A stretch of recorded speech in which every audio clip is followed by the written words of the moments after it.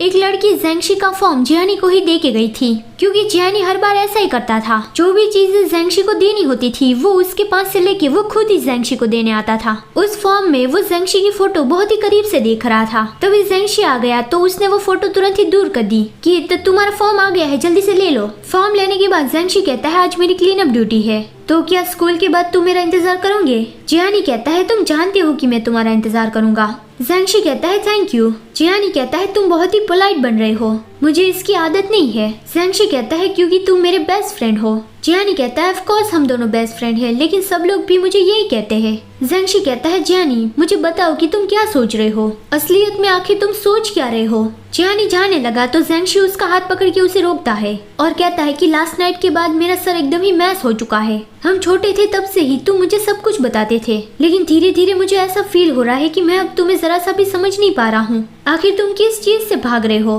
तुम जरूर ही अपने अंदर काफी सारी चीजें दबा के रख रहे हो, तो फिर मुझे बता भी दो। ये सुन के जियानी रुक गया, उसके हाथ से उसका फॉर्म नीचे गिर गया। वो ज़ेंगशी के दोनों आर्म्स को क्लेंच करता है और कहता है कि ये सब कुछ तुम्हारी वजह से ही है, तो फिर मैं क्या करूँ?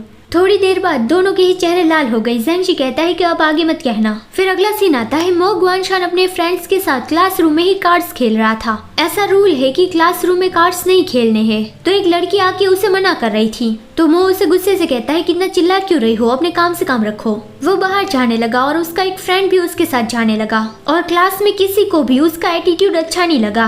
मो गुआनशान का ये जो फ्रेंड है उसका नाम है बसकट, मतलब उसका निकनेम है ये, और बसकट मो गुआनशान को बॉस कह के बुलाता है। मो उसे कहता है मैं स्कूल छोड़ना चाहता हूँ। बसकट कहता है ये तुमने पहले भी कहा था, लेकिन अगर तुम स्कूल छोड़ दोगे तो फिर तुम क्या करोगे? मो कहता है अभी तक मैंने सोचा नहीं है, लेकिन कुछ ऐसा करूंगा जिससे पैसे आए। बसकट कहता है तुम्हारी ऐसी पर्सनालिटी के साथ तो ये इम्पॉसिबल है, अपने बाप जैसा काम करके जेल मत चले जाना। मो उसका कॉलर खींच के गुस्से से कहता है कि अगर मेरे बाप को फिर से बीच में लाया तो तुम्हारे साथ बदतमीजी करने के लिए मुझे ब्लेम मत करना। ये कह के वो जाने लगा। बसकट कहता है हे मेरा कहने का वो मतलब नहीं था, इसे दिल पे मत लो। मो कहता है मैं अकेला ही रहना चाहता हूँ, मेरे पीछे मत आना। वो अकेला ही चल के जा रहा था, लेकिन कोई उसके रास्ते में ही खड़ा था, तो वो गुस्से से कहता है अपने पैर हटाओ, मैं अभी बैड मूड में हूँ। वो हीतियन था और कहता है ये किसने तुम्हें गुस्सा दिलाया? उसकी आवाज सुनते ही मो डर गया और वो पेड़ के पीछे छुप गया। हीतियन कहता है हे तुम छुप क्यों रहे हो, मैं तो बस तुमसे कुछ बात करना चाहता हूँ। मो कहता है ऐसे ही तुम मेरे सामने क्यों आते रहते हो, हम दोनों तो फेमिलियर भी नहीं है। हीतियन कहता है इसीलिए तो हमें जान पहचान बढ़ाने के लिए थोड़ी बात करनी पड़ेगी। मो उसे मिडिल फिंगर दिखाता है कि किसने कहा कि मैं तुमसे बात करूंगा। हीतियन कहता है मुझे कुछ काम में तुम्हारी मदद चाहिए, और हाँ डोंट वरी मैं तुमसे ऐसे ही काम नहीं करवाऊंगा। मो कहता है सुनो मुझे तुम्हारे जैसे लोगों से बहुत ज्यादा नफरत है, ऐसा मत सोचो कि तुम्हारे पास कुछ पैसे है तो तुम मेरा इस्तेमाल कर सकते हो। वो दोनों ऊंचाई पे खड़े थे और उसके पास ही थोड़ी ढलाव वाली जगह थी, तो मो ने कहा कि तुम यहाँ से रोल होके नीचे गिर जाओ तो फिर मैं तुम्हारा काम कर दूंगा। हीतियन तुरंत ही मान गया कि हाँ ठीक है।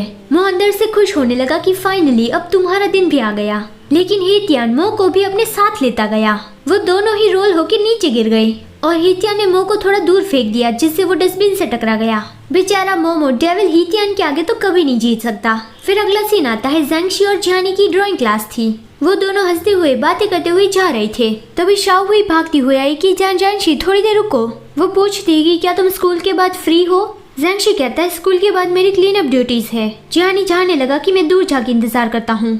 ज़ेंगशी कहता है इसकी कोई जरूरत नहीं है और वो शाओहुई से कहता है कि अगर और कुछ नहीं कहना है तो फिर मैं चलता हूँ। शाओहुई उसे रोकती है कि वो आज मेरा बर्थडे है तो फिर मैं चाहती हूँ कि तुम मेरी पार्टी में आओ। ज़ेंगशी कहता है कि सॉरी मुझे शोर शराबे वाली जगह पसंद नहीं, और वो जियानी के साथ चला गया।